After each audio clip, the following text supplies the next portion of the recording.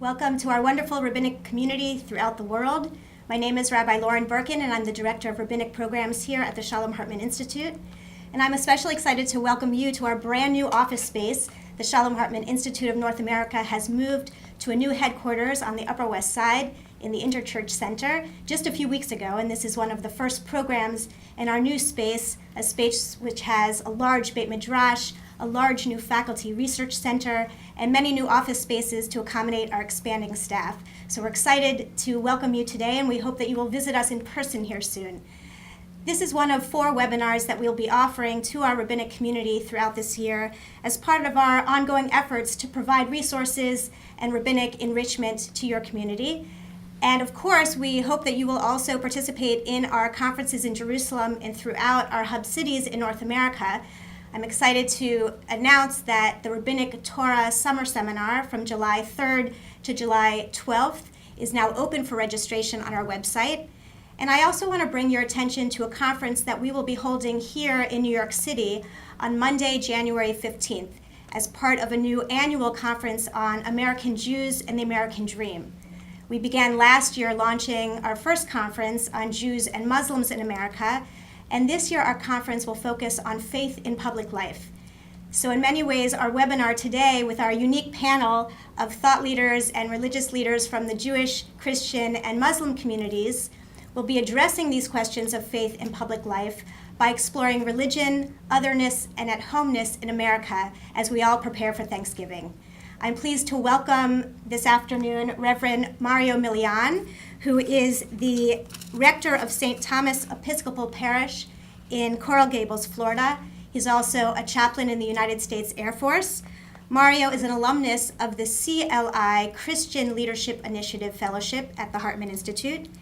We have also Dr. Rivka Schwarz, who is associate principal at SAR High School in the Bronx. And she's also a research fellow here at the Shalom Hartman Institute of North America on our research team focusing on modern Orthodoxy. And finally, we have Suhail Khan, a senior fellow at the Institute for Global Engagement, also director of external affairs at Microsoft. Suhail is an alumnus of our MLI Muslim Leadership Initiative Fellowship at Hartman. And Dr. Yehuda Kurtzer, the president of Shalom Hartman North America, will be our moderator this afternoon. Thank you, Lauren. Welcome to all those who are watching, and thank you to our panelists for being here today. I want us to talk today about the relationship between these different faith traditions and the American experience. I want to start by framing in this way. Robert Bellah, the sociologist of religion, wrote in 1967 in describing, really coining the phrase of American civil religion, by which he meant that America has its own religion, a non-sectarian faith, constituting a body of symbols, a role for our leaders in this country, rituals and festivals, including Thanksgiving, which is the big festival that we're marking this week, and perhaps most importantly, a set of common values in ways that are similar to how a particular religion stands for a set of beliefs or behaviors. And that our American story has been defined or characterized by having this civil religion which in some ways transcends the particulars of different religious communities. I guess the question I want us to start playing with is, how does that vision of American civil religion sit well with actual religion? That we are talking about a big American story and the experience of religious groups, some who are part of the majority, some who are part of the minority, who have to play out their religious stories. And the way that I want to ask this first question to get us started is to imagine that there are 2 big American stories that one can tell about American civil religion. One is that American civil religion makes possible the weaving together of multiple different ethnic and religious groups striving for religious freedom, and that story makes it a country that's very hospitable by its nature towards religious minority groups and to the freedom of religious expression. That's like the good news story. There's also a different way of telling the American story, which is to describe American civil religion as hegemonic, that it's a religion that ultimately involves the suppressing of other religious or ethnic groups. And you know, that's where sometimes people use the term the Judeo-Christian ethic. which has consequences for those who don't fit into Judeo or Christian. It's the difference between whether we describe the country as a salad bowl or a melting pot. And given the fact that Thanksgiving is kind of the high holidays of American civil religion, we wanted to use today to navigate these questions. What does it mean to be religious in our own terms in relationship to this American civil religious story? So I'm going to start with you, Rivka. How do you understand as you understand Jewish tradition, in what ways does Jewish tradition interact well with American civil religion? And what are the ways in which you see your tradition or your community's tradition as dissenting from this vision of American civil religion? Well, if we speak to the holiday of Thanksgiving particularly, which is in fact what we're speaking to right now, Thanksgiving is a holiday I think that lives very, very comfortably with broad themes and ideas in the Jewish tradition. Jewish tradition places a great emphasis on the expression of gratitude. Indeed, it understands gratitude as an obligation or a debt to be repaid. One who does not express gratitude is described with a Hebrew term that is the same term for somebody who reneges on a debt. So in that sense, the expression of gratitude as such is something that lives very easily side by side with Jewish faith traditions. What might be more interesting to explore a little bit is when Jews indeed embrace elements of American civic religion more than they embrace elements of Jewish religious religion. So in the first year of SAR High School, the first senior class, not the first year, the first graduated class of SAR High School, we had an Israeli Rosh Beit Midrash, a head of the study hall, came from Israel for a couple of years to bring Torah Eretz Yisrael, the Torah of the land of Israel, to our American kids. And one day he asked his highest level Talmud class what their favorite Chag, what their favorite holiday was. I suppose expecting that someone would say Passover and somebody would say Sukkot and somebody would say whatever they would say. And when one innocent American 17-year-old said Thanksgiving, the Israeli Rosh Beit Midrash nearly went through the roof.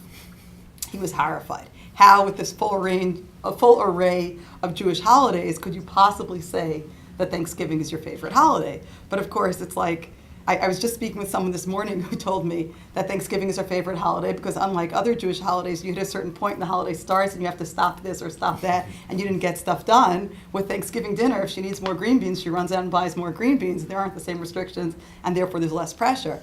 So I think for American Jews who may be used to rituals of preparation for big meals and family gathering actually that we do other times of the year as well, but that can come with various religious strictures and other kinds of pressure that comes with it, Thanksgiving actually gives you some of the same modes of ritually gathering and celebrating without some of the pressure that Jewish law brings with it, and in that sense may be not just familiar, but even more comfortable. I will say that the point you raised broadly about civic religion, the optimistic narrative about coming here and having a place for everybody to act out their own religion and be free to practice it, majority, minority, whatever it is. As an American history teacher, if not as a Jew, I would have to push back on the narrative of Thanksgiving as being a holiday that's about religious tolerance or religious freedom, because certainly for the Puritans, it was anything. The Puritan experiment was about anything but religious tolerance and religious freedom. It was about freedom of worship for Puritans as Puritans, and indeed Jews, among many other dissenters, including Catholics and lots of other people, were not welcome in that particular society. So that which we sometimes teach our kids in kindergarten about what the Pilgrims were about is, not historically accurate. But the broad sense of Thanksgiving as a holiday about expressing gratitude both fits very comfortably into Jewish tradition, and I think for many Jews fits really comfortably into their lives, maybe even more comfortably than Jewish holidays do. I want to come back to explore whether there's anything wrong with that, but I want to hear from our other presenters first. Mario, I want to hear from you a little bit. In what ways does your understanding of American civil religion fit in with your own personal faith and that of your community, and where does it depart? Thank you, Yehuda. Yes, I have kind of like my own bias being an immigrant from Cuba, being born in Cuba, coming to this great nation, studying here and so forth and so on, and also belonging to my own sect, so to speak, within Christianity, right? Although Cuba is mainly Catholic, I grew up as a teenager as an Episcopalian, as a Protestant, which is a minority within a Catholic majority. And here in the States, also belonging to the Episcopal Church, which is one of the most, I would say, progressive Protestant denominations in the nation, and you can debate the word progressive. So I'm very comfortable with the discourse of what you call civil American religion, because it's secular religion, right? The Episcopal Church, the Anglican tradition within the Protestant Reformation, so to speak, was one of the few denominations that did not have a confession. So when you ask Episcopalians, what do you believe in, is pretty open, so to speak. What is your doctrine? What is, all those things that pretty much put people in boxes.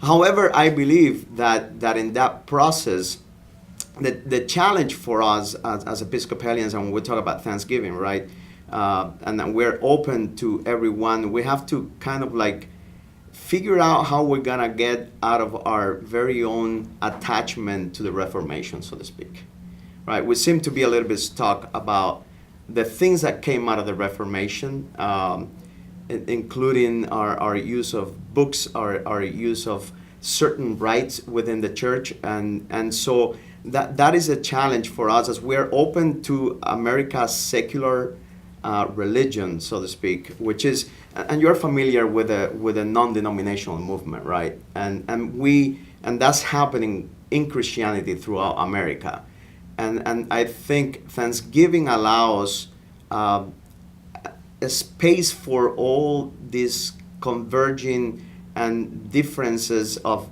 discourse that are happening right now in our country. However, I believe, as in my own denomination, I only speak on behalf of my own beliefs, right? Is that we have to move beyond the rigidity that comes from a set of values that were given to us as the result of the Protestant Reformation in Europe and in England specifically, of which derived all, what we're talking about the Puritans coming here. There were many of them, trying to escape from the religious persecution they were facing in England, right? So going back to what Dr. Schwarz was saying, the challenge is there, yes, is that, and I put in one of my sources about, that paradox. I try to hold things together in tension as much as I can, right? Because yes, we're open, but really there are things that we have to work more to be truly open to this new religious, civil, secular movement that we're experiencing right now. So both of you have alluded to some sense of loss. There's a thriving that comes with being an American. There's also some sense of loss, which we'll come back to in the next round. Suhail, you referenced this topic explicitly in some of the pre-readings that you assigned. Sure. Around the compatibility between Islam and the experience of American Muslims and Thanksgiving in America. But certainly it can't be that easy, especially right now in America. So where do you see the points of overlap, and where do you see the tensions between the experience of Muslimness, for Right. lack of a better word, Sure. and this American civil religion? No, thank you, Yehuda. The inclusion of Thanksgiving definitely is, of all the holidays that are celebrated here in our country, Thanksgiving, I think, is the one that, as has been said, fits most comfortably within, including the Muslim tradition as well. And that is for a host of reasons. First, Muslims are taught to be grateful and thankful to God and to others for the many blessings that we enjoy in our life. And so a holiday, highlighting that thankfulness is something that is very much unnatural, particularly when, and I can tell you this from growing up as an American kid in elementary schools, there was always a tension when it came to, in the 70s, we still called it Christmas. And there were Christmas celebrations or Easter celebrations, and there as a Muslim minority, there were challenges there. And of course, with Halloween, there were safety concerns, and parents were always nervous about, trick-or-treating, and parents still are. So Thanksgiving was the one holiday where there didn't seem to be a problem, because you want to be thankful, and as also, even though there's no doubt quite a bit of myth associated with the founding of Thanksgiving, but the overall kind of myth of Thanksgiving is that the Pilgrims came to our shores. The Indians welcomed them. They had a meal together. And so that also fit very nicely with my parents, who were immigrants to the United States in the 60s. And so again, there was that kind of feeling that this is part of the American tradition. And I remember several years ago, the holy month of Ramadan coincided with Thanksgiving, and so we were breaking our fast with the Thanksgiving dinner, and the local news affiliate came. This is, of course, well before some of the challenges that we face now, post 9/11, came to cover our family having this Ramadan Iftar Thanksgiving event to say, hey, this is how American Muslims are kind of bringing together Ramadan and Thanksgiving as a holiday. And you can't go to a Muslim butcher shop now in November and not be offered a halal turkey. So that is something that as a holiday has now become very much organic to the Muslim American experience. But to your latter part of your question, there's no doubt that particularly with younger American Muslims who are born and raised here, who are beginning to kind of really examine their Muslim identity in the wake of some of the backlash that has occurred now in American society against Islam and Muslims writ large, a questioning of what does it mean to celebrate various holidays, and again, what is that civic culture and religion? Is that something that requires one to subjugate or kind of minimize one's Muslim identity? And those are questions that people have to wrestle with. Again, for me, I grew up in an age where my being Muslim was not an issue. It was a curiosity in the 70s and 80s. It was something that people had questions about, but I never encountered hostility. Unfortunately, children now in elementary, middle, and high schools and even beyond do face hostility. And of course, if politics are downstream from culture, there's no doubt that we're now seeing that manifest in our politics as well. And so those are new challenges for many, new to the Muslim community. But what I often remind my fellow Muslim Americans that gives some degree of comfort and solace is that these challenges are not new when you look at other communities, whether they be the American Jewish community, African Americans, Mormons, or others who had to negotiate that otherness. So let's stay on otherness and at-homeness for a little bit, because I think it both touches on the present-day rise of nativism, but it also goes to something that all three of you alluded to at one point or another in the context of our discussion. I'm just taken by the fact that in all of our traditions, there's something radical about the American story confronting the highly particular sensibilities that our traditions have tried to hold around our religious tradition. So the Jewish tradition talks about, we have all sorts of terminology for the Jewish people, Am Yisrael, Klal Yisrael, Knesset Yisrael, all of which mitigate against the idea that we ever actually fully blend into the societies that we're in, that we have a corporate identity which transcends our political circumstances. And this is something that America has challenged, I think, perhaps more than any other cultural context, the ability to break down that notion of group identity. Certainly the Ummah, Right. linguistically, etymologically the same idea, kind of a trans-civilizational, trans-cultural identity. And even for the Christian tradition, the Christian faith, which has a profound universal sensibility, there is an awareness of the difference between loyalty, this give to Caesar what is Caesar's, right? The loyalty to government versus loyalty to the faith. And I'm curious, like all of you alluded to, there are some places where there's a discomfort. So I'd like to push on the discomfort. Maybe we'll go back to you, Rivka, because you alluded to a student who celebrated Thanksgiving, and it's an amusing story. And I also wonder, like, what's wrong with that? Are you indicating that there's something being lost in terms of Jewish particularism when someone simply says, no, actually my Jewishness is so easily hybridized to this American cultural belonging? Is there something lost from a sense of otherness when we actually become fully at home? My background is as an historian, not as a philosopher, which means that I tend to talk about the way things are, not the way that I think they should. The should-bes are just less relevant than the way things are. And the reality of my students who are Orthodox, but modern Orthodox and living, is that they feel completely at home in the world in which we live. The caveat I will add to that, which is an important caveat, is significantly less so than the Muslim community, and I don't mean to say otherwise, but the Jewish community in America, I think, is feeling less at home in the last 6 or 12 or 18 months than we ever had. Charlottesville happened on a Friday night, and we were sort of off the news for Shabbat. And when I turned on the news on Saturday night and heard what had happened, I turned off the news so that my 6-year-old and 8-year-old wouldn't hear it because I didn't want to scare them.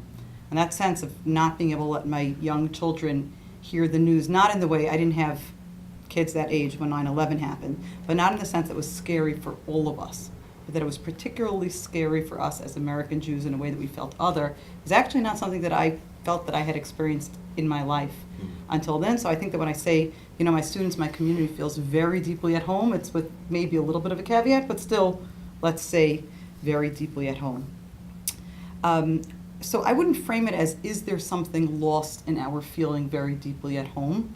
That is what it is. It is that way because of a tremendous amount of blessing that we have in this country in our ability to practice our faith openly, while my students don't expect that it's going to be any kind of trade-off between being openly a committed and observant Jew and being able to go to any university, accede to any job, any position. They think they're all going to be the next, the next Jack Lew or whatever it is, and they're going to be able to be an observant Jew in the highest reaches of government, the next Joe Lieberman. They have no problem seeing that as their path in life. But it's more about, with that, having them continue to see the value in holding on to their particularistic identity in general, the extent to which being Jewish and being a member of all those terms that you listed should continue to matter deeply to them, even as they also see themselves as very American. And something we can talk about now or talk about later, related to at least one of the sources I gave, the sense in which the values of Judaism call on them to interact with broader American society in certain ways, and sometimes to raise challenges or to question or to speak against broader trends in American society in a way that is shaped or inflected by their Jewish values. And to say that it's not about either I engage with America or I am particularistically Jewish, or I think about engaging with America and being particularistically Jewish, but that I bring my Judaism into my engagement with America, and that calls on me to engage in certain ways. Suhail, you referenced this is the way things were before 9/11. So what has shifted and what's being lost for American Muslims right now around the experience of at-homeness? And is there, I guess I'm not looking for like the good news related to that story, but I am looking for what is valuable about the reclaiming of a particular identity, even if it's born out of being made other in a society where you're desperate to be at home. Sure. So I would say the big change, post 9/11 is that prior to 9/11, Muslims were largely invisible, and therefore and invisible not only to the larger American society, but even amongst themselves, in the sense that the numbers of Muslims were small enough that Muslims were very inwardly focused on establishing places to worship, Islamic centers, schools, institutions that were very inwardly focused. And so there wasn't this, there was much more of a sense of preservation at that point, but there also was the comfort of being largely invisible, that there wasn't the scrutiny or the feeling that we have to, as a community, interact with the larger American society. Now, of course, individuals have done that since the founding of our very nation, but as a community, there was a feeling like we need to build a community, and let's focus on that. 9/11, of course, really kind of burst that bubble.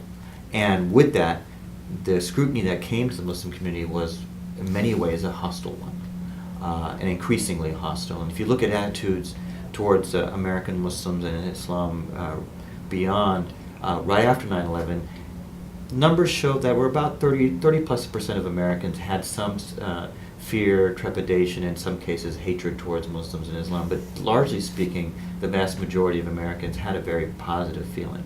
That actually has flipped in the last several years, and there's a host of reasons for that. But the animosity and the fear toward Muslims has grown.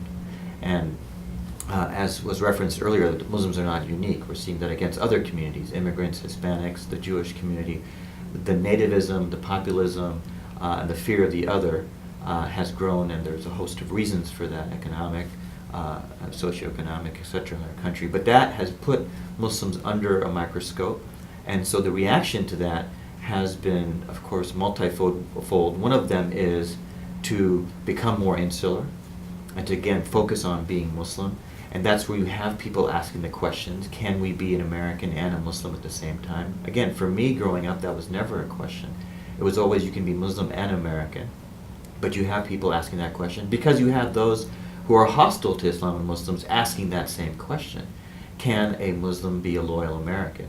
Indeed, there's a candidate who's running for Senate right now, who may win a seat in the U.S. Senate, who answers that question saying no, that a Muslim cannot be an American and definitely cannot serve in elected office. So these are not fringe voices. They're coming and bubbling up into the mainstream. And so that causes profound questions for American Muslims. And again, it goes back to that dichotomy of assimilation versus integration. Does becoming an American require you to subjugate or to minimize one's religious or ethnic identity, or is it something that can be in partnership with the larger American identity? I would argue, and I think the answer is, that America, as you said, is a special place, that there is something unique about our country, that it does celebrate various faiths, that there is freedom of religion, and that includes the religious minority to practice their faith. But each community has to grapple those questions and come to that conclusion on their own. I want to come to you in a second, Mario, but I just want to stay with you for one more second, Suhail, which is, and I'm going to put you on the spot a little bit. Right. Your description, it's very hard for me not to experience some dissonance between your description of the growing sense that American Muslims are made to feel that they can't be loyal to America and loyal to their tradition at the same time, right after Rivka basically described her modern Orthodox students as like completely at home, comfortable in America, and capable of imagining that they could become the cabinet officials who, and the two examples you gave, Jack Lew and Joe Lieberman, very tellingly live in their community. They go to the same synagogues in Riverdale. So they have in their community these exemplars who it's not a crazy possibility that they can imagine growing up becoming Secretary of the Treasury. So I guess I want to ask you, Suhail, I'm putting you on the spot a little bit, but do you see those phenomena as related, the Jewish comfort and Muslim discomfort? And a little bit, I'll put it in a nice way, what's the special role that religious leaders, that you envision for religious leaders in the Christian and Jewish community to help shift the American narrative so that Muslims are not the odd man out in this of the three Abrahamic religions? Yeah. I don't want to overstate the feeling that the American Muslim community is feeling of otherness. There's no doubt that there are anxieties, there are real challenges. Again, I think in the long term, the answer is that the Muslim American community, like other religious minorities throughout our history, will continue to become more American and be absorbed into the American mainstream. There's no doubt. I always say this story will end well. It's just a question of how long will it take in order for this story to have that ending. So, but there's no doubt that there are challenges today. You do have, unlike before, you do have people who are having, Muslim women who are having challenges with even teachers removing their headscarf in the classroom. You have a rise in hate crimes against places of worship. There's no doubt about it. And so again, there is that apprehension in the community, and that can't be minimized. Will we rise above it? No doubt about it. We will, because Muslim Americans are Americans, and I would say the larger American society is one that eventually, as Winston Churchill said, will always find the right answer after trying everything else. But that, to your second point, there's no doubt that one of the silver linings of the rise of animosity towards Muslims and other minorities in the country is that it has brought the Muslim and the Jewish communities together. That for years the Muslim and Jewish communities often saw themselves through the lens of the conflict, of the Israeli-Palestinian conflict, and now increasingly they're seeing themselves as fellow Americans who are also in the same boat when it comes to being religious minorities. Often there's no coincidence that the rise in hate crimes against Muslims, as was referenced earlier, is also linked to a rise in hate crimes against our Jewish friends and neighbors. And so that has brought the communities together. And the American Muslim community, as a relatively small and newer community in the United States, is looking to our Jewish friends and neighbors for advice and help to say, you negotiate with this as a religious minority. How can we learn from you and work with you in order to negotiate those challenges. And to the last point I'll say, again, it's for religious leaders, Jewish, Christian, Muslim, who are authentic in their traditions, to be those leaders, to say, look, there's no doubt that you can be a devout follower of our respective faiths and still be American, and to model that behavior in our communities. It's so interesting because, we've talked in the past, you and I, about that exact point, about where it is that Jews, given our relative to American Muslims position of relative privilege in this country, have opportunities at this moment. One of the things that sometimes trips up those conversations, which is a little bit of one of the looming questions, is when you said earlier about assimilation or integration, our own Jewish anxieties of having assimilated too much, and whether the cost for American Muslims to fit into this country winds up becoming the jettisoning of their own particular identity. We can come back to that a little bit. It's kind of a tricky thing. Like, for many Jewish leaders, it's like, well, did we go too far in terms of becoming American at the cost of our own particular identity, and is that a useful model? But I would caution that to say that my experience with the Jewish American community in recent years has been so much more positive, even with the growing animosities. To give the example, when the Muslim ban was proposed, it was my Jewish American friends and co-workers who were the first to come to me and say, Suhail, if there ever is a registry, I'll be the first to put my name on that registry as a Jew in protest to something that singles out the Muslim. So Mario, I want to turn to you. You alluded to your own immigrant experience before, and I go back to the original question which I had asked about what gets lost and what gets gained, in particular what gets lost. And I imagine that even for your personal story, there has to be some holding on to that which you come from. And I'm curious both in terms of the ethnic story of becoming Americanness, what gets lost in becoming American, but also in the religious story. And you alluded to this before, what of your faith has to be held onto as separate then, what it means to simply fit into the tapestry of Americanness? Yes, I think that it's really interesting because when you're in a place like Miami, it's very little gets lost when you come from Cuba, because it's so close, it's separate, but it's so close that, right, the traditional Thanksgiving in Miami may be, yes, turkey, but it has like chorizo inside, there's a stuffing, and ham, and pork, and so forth and so on, right? And you don't eat, sweet potatoes. You may eat congri, which is rice and beans, right? So it's there is that tension. If you live in another place, maybe like I did in Arizona for many years, then there is very little chance for you, and you get assimilated into a culture very easily. Religiously, it's very similar too, because in Cuba we celebrated the Harvest Festival, and here the religious tradition is very, very similar, that of giving thanks to God for all the blessings. What I want to bring more, that I think is more relevant right now, is the reality of the socioeconomic groups that are pretty much lost in the midst of our discourse today in America, right? I'm talking about, many Mexican Americans who are undocumented, who every day they have less and less of an opportunity to be part of our great nation. That the way we respond in our current political reality is that way we are responding is by building walls, right? We're gonna stop immigration and we're gonna put a wall, and that's the way we're gonna fix this reality.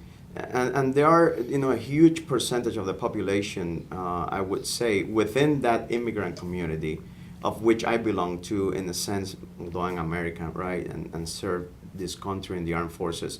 But there is a big population that is not just being persecuted, but because we want to send them back home, whatever the political agenda might be today, but that is also doing the jobs that many Americans one do, because they belong to a socioeconomics that is not the socioeconomics of all of us on this panel, right? They are not educated. They're not part of our, political or educational structures, and so they have become voiceless pretty much. And that's when the other, as Daniel would say, becomes invisible. And there is maybe because they're not part of this whole tension we have right now with stop terrorism or with stop any attack on our country and on our soil, right? And because most of them are pretty, they just come here because they want to do better by their families. They want to have a decent living. And so what I'm trying to say here, right, is I hope that in our discourse we don't forget those who have a tendency to become voiceless and invisible in our midst. Great. So you're introducing, I think, a really other critical variable, which is, we've been segmenting Jews, Christians, Muslims as a way of breaking down this country. You're introducing essentially the horizontal variable of socioeconomic class. And it'll be interesting for us to map out where are our different communities thriving, succeeding, failing, as it relates to those two things. I want to, since you brought up, a kind of politically contentious topic, I want to stay there for a second. And I want to raise something that I've been thinking about and feel it's a direction we need to go. Maybe it's a hypothesis that I want you all to respond to, which is that we have seen a kind of collapse in this country between the three categories of what we might call the moral, the political, and the partisan. That there might be a set of values that Americans broadly agree on as moral principles, and we know that all of these things are on a spectrum, right? Politics is the way we play out our moral commitments, and partisanship are the teams that we pick to carry out our political visions. The covenant of a country can rely on a moral fabric in which most people agree, about principles of goodness, but we have radically different ideas about how we're supposed to play those out in our politics. And I'm not going to call anybody out, but I know that there are different partisan teams on this panel. So far we're doing okay. But precisely because of that, I want to talk about this question. Because I think it goes to the heart of the American civil religion question of the loss of some notion that there are shared ideas, shared values that Americans share regardless of not only what religious tradition they come from, but also who they ultimately vote for. And my increasing fear that we're starting to turn our partisan enemies into our moral enemies, which rips apart this country. In other words, could people of different faiths basically say, we share the idea that America is essentially a country of immigrants. We disagree about the right way to police the immigration process, the right way to construct boundaries, with the right number of people who should be allowed in. How do you think about this question of the relationship between the moral and the political and the partisan? And I'm curious for you all to respond either from your religious traditions or from with your own political inclinations. What's going to have to change in how we talk about our values in America right now from the perspective of our religious tradition in order to try to make the case again that Americans have more in common than they disagree with? Yeah, go ahead, Mario. Yeah. I think for me it's all about holding in tension the paradoxes that we have to live with. It's not about, as Dr. Rivka was saying, it's not about this or that, it's about this and that. It's holding in tension the reality that I'm an immigrant, but I'm also an American. It's holding in tension the reality that I might belong to a Christian community, but I'm also part of this fabric of faith groups, of, the God whom we all worship, right? It's also part of understanding that we need to stop demonizing the other. And I think that I believe is the root of the problem, right? That we have, as you said, our partisan differences have become moral differences, and they don't necessarily have to be. I'm very progressive, but I have very good friends, right? And I'm pretty sure that's the case with everybody. But the discourse has to change into into one of how we can be together, how we can bring our commonalities to the table, and by doing so, enrich our civil and religious life. Yeah, I That mean, makes- I'm with you, and I also see the mounting pressures that many of us have to, precisely in a moment like this, become more partisan and to double down. The language of resistance is part of this, of like, now's the time to stop, to dispense with the bring everybody together moment, because certain political ideas are ascendant and certain political ideas are losing. Rivka, how do you navigate this? So I want to say things moving in opposite directions maybe about what you've said. The first thing I want to say is that I actually want to push back a little bit or question the framing that this turning or coming to see certain differences as moral differences is inherently a problem. I get it. We all get it. The increasing partisanship, the increasing polarization. We all get the instinctive sense to want to ask, can't we all just get along? But here's something that happened yesterday or today. Mattel announced that they're releasing a Barbie doll modeled on the Muslim American fencer who competed in the last Olympics, won a medal in the last Olympics wearing hijab. I am particularly sympathetic to her case because in college for a gym requirement, I took fencing after asking the fencing instructor if I could fence in a skirt, and he said yes, so I took fencing in a skirt. I fence a lot worse than she did, but I did in fact learn to fence in a skirt.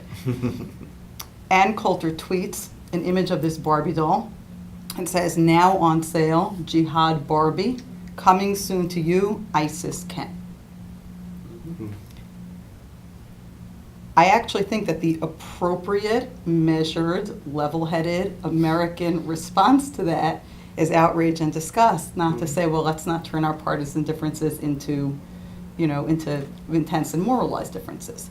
When a candidate for the United States Senate says that a Muslim should not be allowed to take the oath of office to serve as an elected official, and you can see that rapidly goes from just the fringes into, and so to what extent when we say shouldn't be so partisan, shouldn't be so polarized, shouldn't be so oppositional, are we really saying we shouldn't highlight very real moral issues? And I will say this appeal to an imagined past, I think, is very much of a piece with that. To the extent that there was a time in the past when differences were differences, but we kind of all just got along, we often did that by, for example, throwing African Americans under the bus. So the Democrats and the Republicans could operate within a certain defined parameter of like more segregationist and a little less segregationist, but we could all get along because nobody was saying let's actually give African Americans civil rights and let them function as equal citizens of the United States. And when we started to say and do that, things got very heated very quickly. So I'm reluctant to appeal to some wonderful past where we put our political differences in their proper places, because there was a lot of stuff that came around with that. So that's all on the one side. The on the other side is, having said all of that, it both resonates with me that this is a big and important issue right now, and it is one in which I feel like I personally try to figure out how to navigate this. And I have found over the past year and a half, whatever it is, people with whom I differ on every single question of policy, but with whom I agree on the fundamental principles of what it means to have a democracy, checks and balances, separation of powers, a free press, all of these other kinds of things. And I find myself agreeing regularly with people I never would have expected to agree with. And then periodically they'll comment on policy matters and I'll say, oh, right, I remember, I don't agree with you about anything, except for all the things that really matter. It's actually been very valuable, and amidst all of the challenges and difficulty and pain of what's been going on, it's actually very valuable for me to have been reminded that people with whom I disagree about every possible policy question, I actually agree profoundly about the most important foundational questions about what it means to be a democracy, which is why at the curricular level, we're involved now, my school is involved now in an undertaking working on developing a civics curriculum, a citizenship curriculum, that's being developed together with a number of other Jewish day schools and Catholic schools to teach American citizenship from a values perspective, with the sense that that's someplace that we've abandoned the field. We teach American history really well. We haven't taught citizenship. As a school, we haven't taught citizenship. As a broader American community, we've stopped.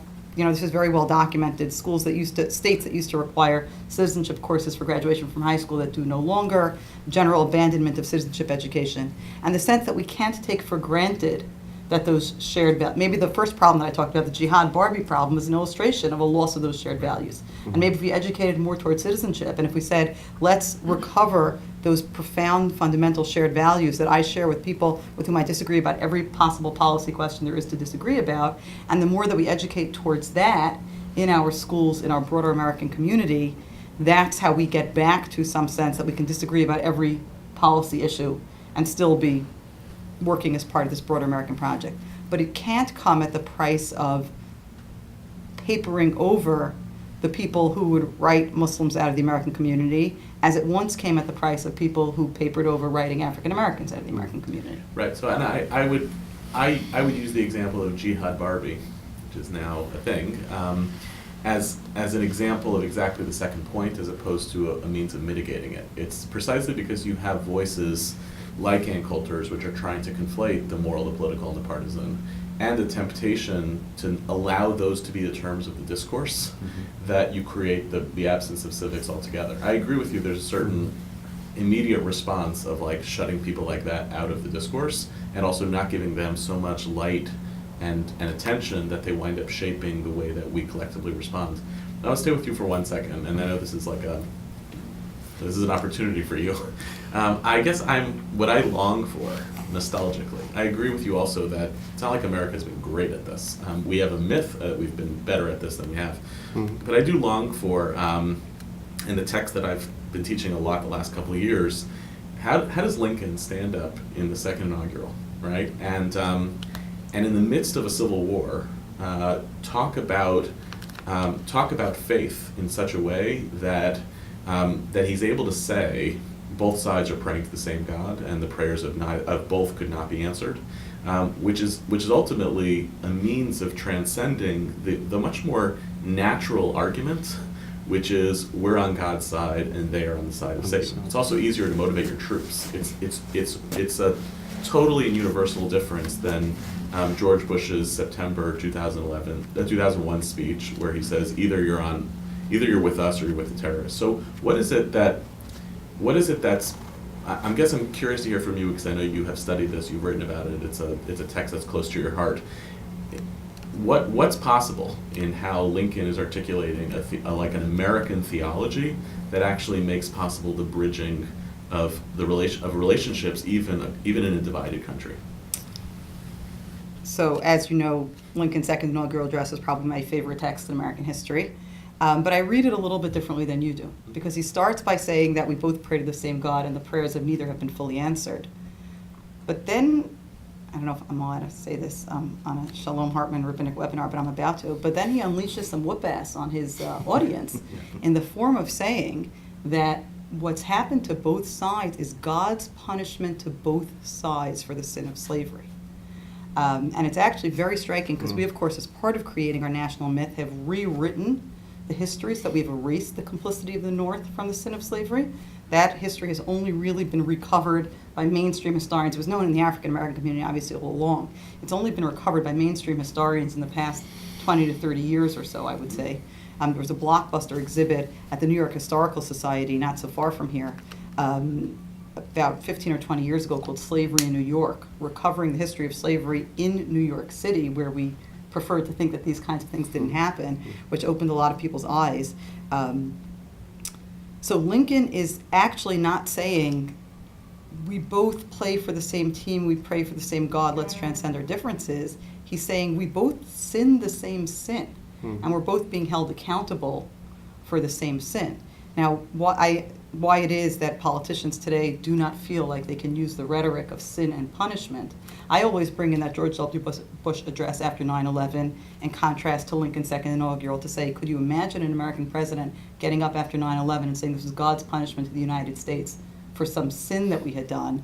It's just unimaginable, and that's because of a lot of other transformations in how we think about religion, God, punishment, lots of other things. But the end of the second inaugural, when he says with malice towards none, with charity towards all, is really when he does say, we're going to bind up the nation's wounds and care for whoever carried the battle, his widow and his orphan on either side of the fight.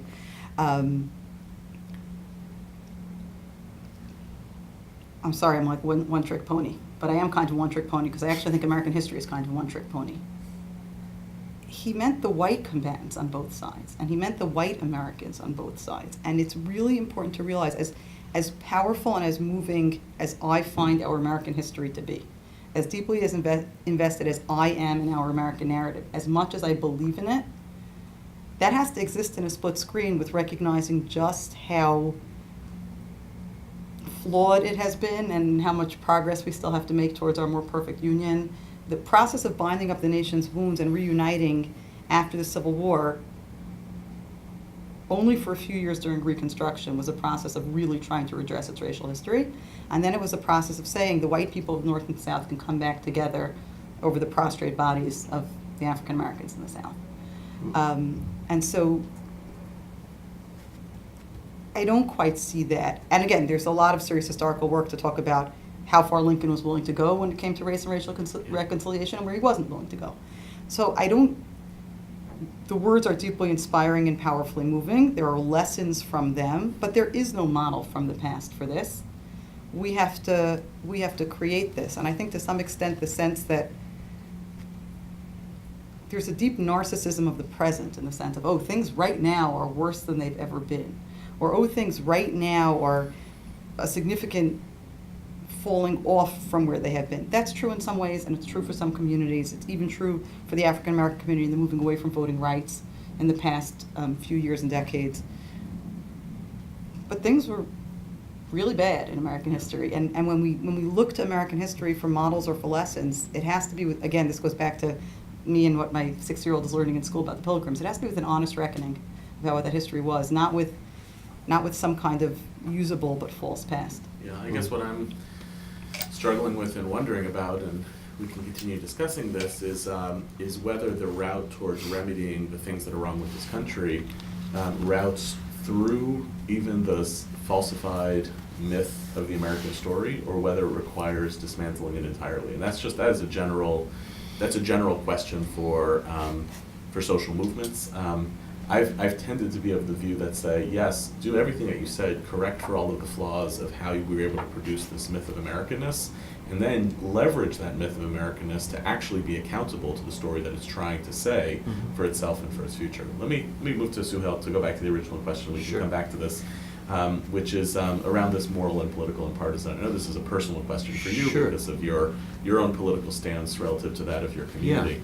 So how are you thinking about this right now? Well, the question you pose is something I think about every day. This is my first career is in politics and in government, and I'm a proud conservative and been active in conservative politics for several decades. And this is something that I've been thinking about. I mean, first, there's no doubt that we live in very troubled times, and that's not just a cliche. Even if you look at the whole of human history and you divide it up into 4 segments, hunter-gatherers, agrarian, industrial, now we call it post-industrial, and we call it post-industrial because we don't know what the heck to call this period. We're still trying to figure out what it is. And what we're seeing now in our political discourse and our cultural discourse is really that fear, unfortunately, and I think hopefully temporarily, is winning out. Fear of what's happening with technology, with trade, with immigration.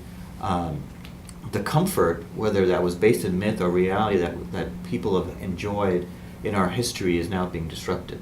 And that's what we're seeing now. And you're seeing that and politically, not only in a political manifestation with what political leaders are saying, both good, bad, and ugly, but also in voting, where you're seeing people that have voted, let's say, Democratic for generations, now switching for particular candidates because particular candidates are addressing those fears in a way that, in many ways, is very unhelpful and exacerbating and putting more fuel into that fire. But they're answering, rightly or wrongly, those fears that other politicians hereto haven't, or have not done so adequately. And so that realignment is really occurring in our country, and part of it is socioeconomic, no doubt about it.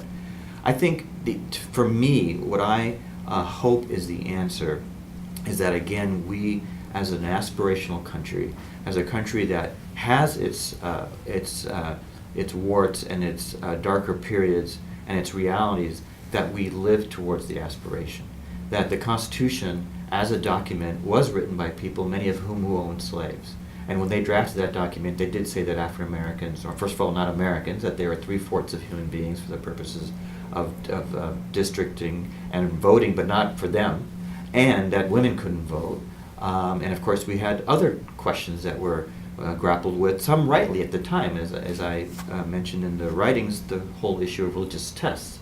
And that from the very beginning, at least in law, we got right. In practice, we can talk about how we've grappled with those challenges throughout. So my solution for these challenges today is, one, to go back to the text, to go back to what was right in the text, the aspirations and the dreams of the text, that yes, all men are created equal. But when we say all men are created, we mean men and women.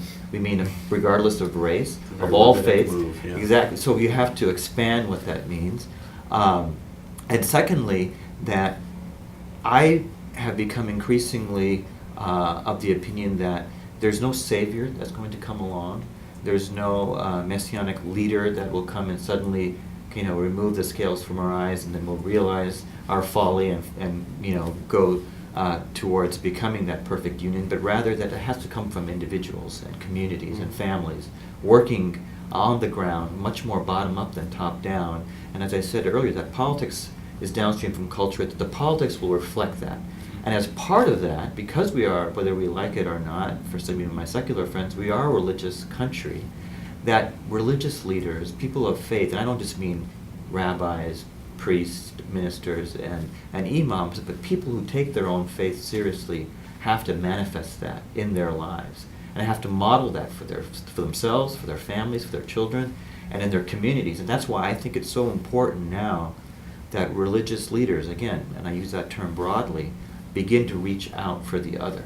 The bumper sticker often I like to say is that the best of faith has to defeat the worst of religion.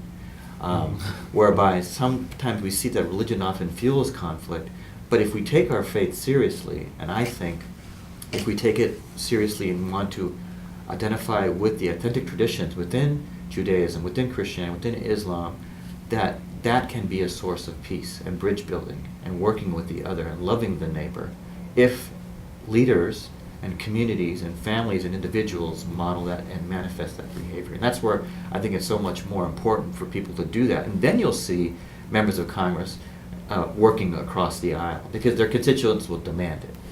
So I know that we have some questions that have come in online, and I'll take those from Lauren in a second, but let me ask one last question before turning over to Lauren to ask a few of those from our watchers, which is, apropos this your last comment, Suhail, what's one, it could be an idea, it could be a text, a tradition from your own religious tradition, from Islam, from Judaism, from Christianity, that you think should be part of healing the American social order? In other words, what would you, if it's the best of faith has to solve for the worst of religion, and a lot of what we've talked about so far is the ways in which the humans who are Jews and Christians and Muslims have adapted themselves to America, and in some ways that America is the composite of.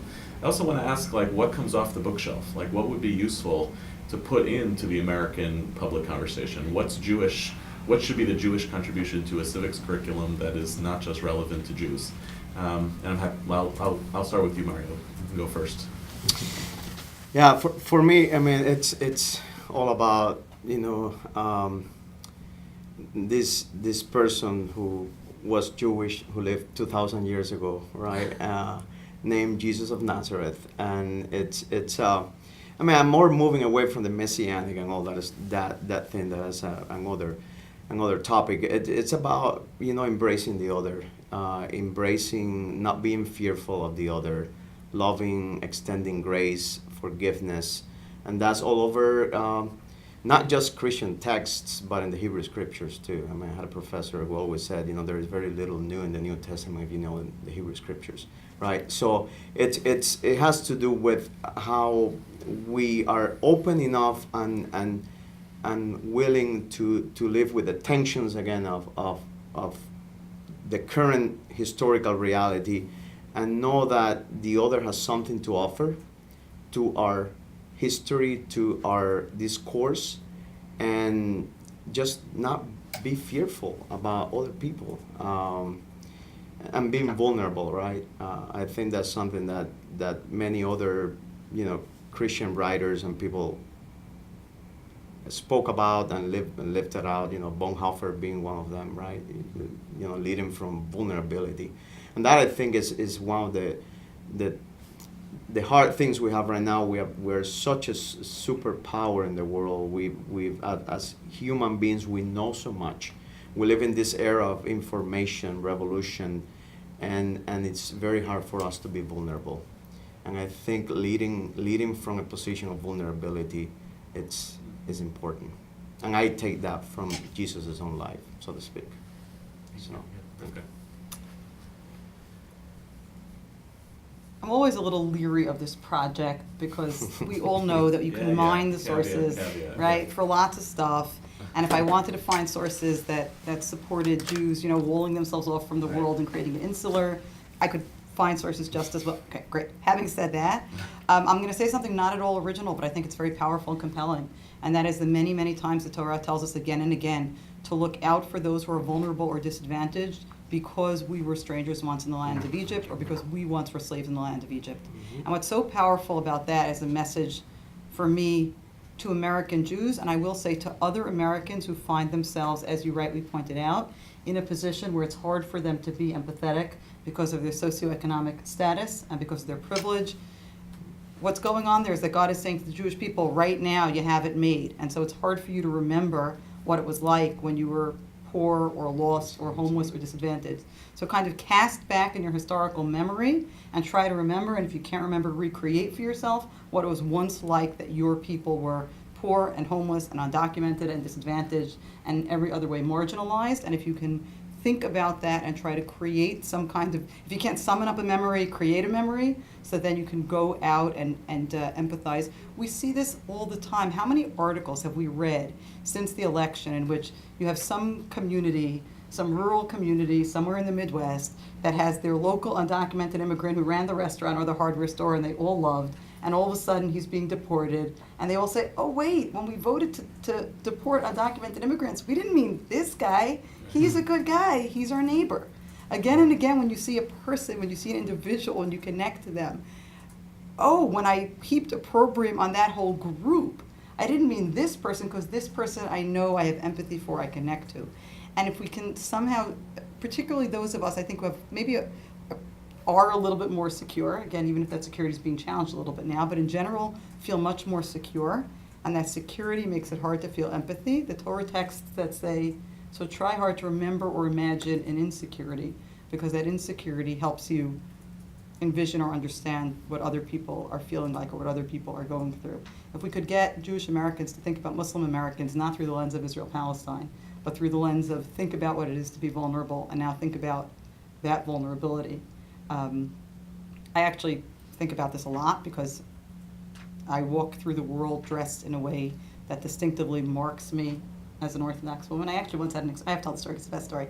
I go walking in the mornings. So I'm walking in the morning wearing a headscarf covering my hair and a skirt and long sleeves. And I'm walking through a park in Manhattan. Some guy rides past me on a bike and he yells at me, Ramadan Mubarak. Because it was the middle of Ramadan and he assumed that I was Muslim. Since I didn't know what the appropriate response to the greeting Ramadan Mubarak is, I just say good morning. But I just love that. That's like my best New York City story. But I think about the difference between walking around in a hat and walking around in hijab and the kind of responses I get and what it would be like. And to the extent we can summon that empathy for religious minorities, again, for people socioeconomically who are disadvantaged for whatever it is, we can start to engage and interact differently. And I would agree with you. I don't think it mandates one particular sort of politics. I think you can say, I'm empathetic, and I still think the right answer is this, or I'm empathetic, and I think the right answer is that. But it's a different response than Jihad Barbie. So, I'll echo the comments. It's going back to the sources. Going back, I would argue for Muslim Americans is to go back to Islam. That does teach, that you have to love your neighbor. It doesn't say you have to love your neighbor who's only Muslim. It says you have to love your neighbor, take care. You're responsible for your neighbor, and particularly as a minority living in this country, I think it's that much more important. As I said before, that people not live like they're invisible, that they not try to live in a bubble, but rather they engage with their neighbors and their friends. Because Dr. Rivka told a story, I was reminded of a story that starts out badly but ends well. A good friend of mine growing up, I grew up in the Bay Area, and so we were Oakland Raiders fans. And a good friend of mine went recently to the Football Hall of Fame, because a guy named Kenny Stabler was just inducted into the Hall of Fame, Kenny the Snake Stabler. Sure. So being a Raiders fan, he flew to Ohio, to Canton, Ohio, and he was there at the event. But also being an individual who takes his Islam seriously, a time for prayer came, so he looked for a place in the stadium that was a little more private, and he began his prayer. Well, as he was praying, a person, he said, kind of straight out of his, central casting for Duck Dynasty, approached him, and not in a friendly way. And this guy had a long beard and was wearing boots and camo, and he started kind of looking at him very menacingly. And my friend was in the middle of his prayer, and he finally said, "Look, I'm going to go ahead and finish my prayer," saying to himself.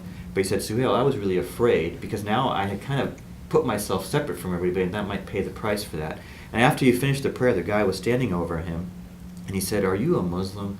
And my friend said sheepishly, he said, "Yes." He said, "Well, I don't like Muslims, what I see of them on my TV." And my friend, to his mind, said, "Okay, it's over for me now." And then the guy put his hand out. He says, "But if some of y'all are Kenny Stabler fans, and not all of y'all can be that bad." So there's ways to engage with the community, and I think it's imperative for Muslim Americans, knowing full well that there are fears and animosities out there, to look for ways to engage that, and many of my American Muslim friends quibble with this, but look for ways that would resonate with the larger community, particularly with communities that have the highest levels of fear and animosity towards American Muslims. So I'm going to just answer my own question and then hand over to Lauren, which is, I share with Rivka the attractions of the text about the widow, the orphan, the stranger, which are kind of the dominant moral message, if you can say such a thing, about the Hebrew Bible, much more than the idiosyncratic little things that people do. But lately, especially post-election, I've been drawn to rabbinic texts which actually imagine the Jewish people less as either sovereign in their homeland or wandering through the wilderness, but actually in the much more familiar American story of the Roman Empire, where Jews were a respected, complicated, sometimes thought of as an ethnic group, sometimes thought of as a religion, and tried to navigate what it meant to actually be participants in the Roman city. And there's a tremendous amount of inspiration that comes out of those texts, precisely because they are asking the same questions about confidence in the public square as well as responsibility for the public square that feel to me very apropos for this moment. So as I look at what it means for Jews to be in America right now, who are not on the bottom of the totem pole religiously in America, and in ways that are inconsistent with our past. Like, this is relatively good for Jews now. Part of what I think our challenge is not just to interrogate how do we identify insecurity, but what are the sources in our own tradition where we have navigated similar types of public squares, and how have we found a way to turn the public square into a place of Jewish responsibility as opposed to just Jewish anxiety. So Lauren, you want to raise a couple more questions for us? Sure. First, I just want to say thank you so much for your deep thoughts and reflections on Otherness and At-Homeness. And I would say from the many questions that came in, it seems that many of our rabbinic leaders struggle a lot with the balance between particularism and universalism. And the way Rabbi David Lerner addressed the question was, how do we balance our American identity with our particular faith community identity, especially when the pull of America usually wins out?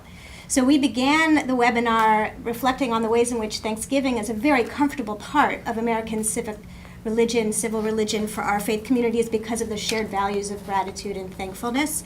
I guess I want to rephrase David Lerner's question and ask, is there part of American civil religion or American society which you as faith leaders would want your children to opt out of, and why? His example was Halloween, but maybe you have other examples of when do you want to dissent in Yehuda's language or opt out to maintain your particularism? Well, I'll start just because, I do enjoy Thanksgiving, and perhaps like your 17-year-old student, I would also probably say one of my favorite holidays is Thanksgiving, not only because I love turkey, but so I think there is a challenge, no doubt. Parents, and I'm an older brother, I'm not blessed with children yet, but parents are always concerned about their children and where they're going to go as far as their identities. And I think, American Muslim parents are no different. I think really it is one where you want to hold on to the best of American culture, particularly when it coincides very much with our religious identity, and in my case as a Muslim American, and then to avoid those that are just real challenges. When it comes to Thanksgiving, my family really integrated Thanksgiving as a holiday into our, again, partially because we could avoid the challenges of Christmas or an Easter, where I love watching the cartoons or having the holiday time, but it was a feeling of, one, I'm not Christian and so I can't participate in those holidays, and two, trying to stay away from some of the consumerism that's associated with the Christmas holidays. And likewise, with Thanksgiving now, I've seen an increasing consumerism, because that is in many ways one of the tenets of American theology, and that is go out and buy stuff. And now we're seeing Thanksgiving is, before it was, Christmas was encroaching on Thanksgiving, and indeed, if some of you have followed history, Thanksgiving was moved by a week by Roosevelt because it was too close to Christmas. Mm-hmm. But now this Black Friday concept has really taken over at Thanksgiving, and so, I have to. And Cyber Monday. And Cyber Monday, right? And so I think again, it's balancing our religious traditions, looking for the commonality in the larger American ethic, but also trying to caution ourselves and our families and our friends from some of the negatives in American life, including what I would argue is over consumerism and being kind of hung up on material that can, if unchecked, can take over even some of the best of holidays. That's something that I've definitely seen in my own family experience. The question doesn't resonate as much with my own experience, given where I come from and sort of my own trajectory in life. I grew up more in the Haredi or ultra-Orthodox community, where indeed the question was, do we interact with or embrace any aspect of American civic religion? It's a community that rejects celebrating Thanksgiving, and in some of its precincts says, and you shouldn't watch 4th of July fireworks, because any kind of engagement with American celebratory practices is. So I come from a community that really walled itself off as much as possible, and I'm now situated in a community that, while it embraces practices like Thanksgiving, and Halloween is a point of contention, I will say, because it's hard to explain to little kids why they can't get dressed up and go get candy, and long lectures about All Hallows Eve doesn't really speak to them very much. They don't know what you're talking about, they just want the high fructose corn syrup, thank you very much. But it doesn't feel, certainly Easter and Christmas still within my particular community feel very other, and not something that there's a question of a temptation to engage with or engage in, which I think probably speaks to part of an answer, which is to the extent that we are more deeply educated and more knowledgeable about our own faith traditions, that we understand what they bring beyond the kind of superficial ritual. On Rosh Hashanah, we dip an apple and a honey, and on Passover, we eat matzot and something. But there's like a sense of what this is rooted in. It doesn't mean our kids are not going to still embrace American civic religion. They certainly are. But they will have a sense as to what the meaning and the value of this other side of it is. To the extent that they are both sets of practices that we engage in at particular times of the year, but without a sense of the deeper underlying substrate of significance or meaning to them, then our kids may say, well, honestly, this Passover observance doesn't feel as meaningful to me as a Thanksgiving observance, so I'm not sure why I should do it. I understand that may not be as broadly applicable to the broad American Jewish community as it is to the community that I come from, but in this case I speak from the experience that I have and that I know. Yeah, for me it's kind of like what Suhail was talking about, the same as consumerism. I don't think it's a particular holiday, right?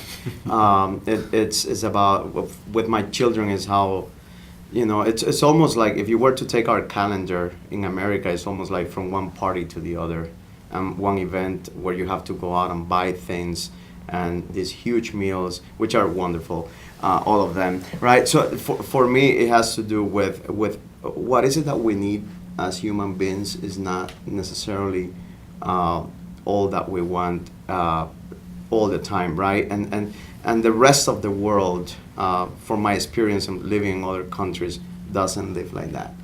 So how can I teach my children to be responsible citizens and responsible members, not just of our society and our country, but also of our world? We have a crisis, an ecological crisis going on right now. And so I think that's a challenge for me. It's not a particular holiday, but life is not about buying, shopping, and consuming more and more and more, or supersizing things, And that's my challenge. Yes. I'll just raise one final question. It's quite a large question. Several of you mentioned that part of the feeling of at-homeness for you means being able to bring the values of your religious tradition into your civic engagement. And the question that's raised by a few rabbis, in particular Rabbi Marty Lawson and Rabbi Diane Elliott, is how can we work together to combat hatred, bigotry, and racism in our society? So Suhail, you mentioned faith leaders, working from the bottom up, grassroots efforts. What are some concrete ways you think that we as religious leaders from our different traditions can come together to try to address some of the ills of society that you've raised in this webinar? Yeah, that's you ended with one of the more powerful questions. I would say what I'm seeing now and very much excited to be a part of is bringing faith leaders together from different traditions to leave their places of worship and to go to other places of worship and to engage with other leaders. And sometimes that's at great cost. There's a good friend of mine named Pastor Bob Roberts in Keller, Texas, and he invited me to come and speak at his church. He's a Southern Baptist leader, and he said, I had one after the other young congregants come up to me after he interviewed me at his church as part of his worship service to say how grateful they were to hear from a Muslim American in a talk and hear, because for many of them this was the first time they at least were cognizant of a Muslim American and were able to have that interaction. But he also said, I lost hundreds of congregants who came to me and said, I don't come to church to hear from a Muslim, But notwithstanding that heartache, he continued with that process and now is not only doing that in his local communities in Texas, but doing that across the country with the program called My Brother's Keeper, where he's engaging with rabbis and imams to begin that kind of that type of interaction. And again, he's an authentically Christian pastor. As he always jokes, if I could baptize the world, I would. And I always joke with him that I don't want to fall asleep on his watch because he might exactly do that. But he said, but I know that's out of a place of love, that he, as a devout follower of Jesus Christ, wants to spread that message. But he also knows that he has to love his neighbor. He wants to engage with Jews, Muslims, Buddhists, and others. And so he's modeling that behavior, not just in forums or over meals, but in trying to help the homeless together, or trying to build homes for Habitat for Humanity, or going to Vietnam and working with communists who don't adhere to any religion to say, I'm here to help you with challenges. If you ask me, I'm doing it because I'm motivated by the teachings of Christ, but I'm doing it regardless, and I'm not trying to convert you in any way. And likewise, that type of work, I think, is so important. And we're seeing that again, both bottom up and top down. Going back to the previous question, Yehuda, one of the things I'm seeing now, just in my experience in the political, again, from going from a curiosity to a threat, now more and more government officials, cabinet secretaries, members of Congress, and presidents even are hosting iftars. And so one of the positive things is that Ramadan, Islam, the Islamic kind of nomenclature is becoming part of the larger American, discussion, both officially and unofficially. And I think that's for the better. That's a contribution that I think would lead to a more peaceful and durable democracy. Any last remarks? Rivka? I'm gonna take the panelist's privilege to not directly address your question, maybe precisely exactly. Although maybe, because the question was, what can we do? Actually, maybe it addresses your question more than I thought it did at first blush. As I think about it, Yehuda, a different answer to you about what text is very meaningful here and should be brought to bear on the conversation is the rabbinic dictum that anyone who has the ability to protest against wrongdoing and doesn't protest is considered by Scripture as though he himself has sinned. And the rabbis are very clear in that context that it's even if your protest will be ineffective, even if it won't change anything.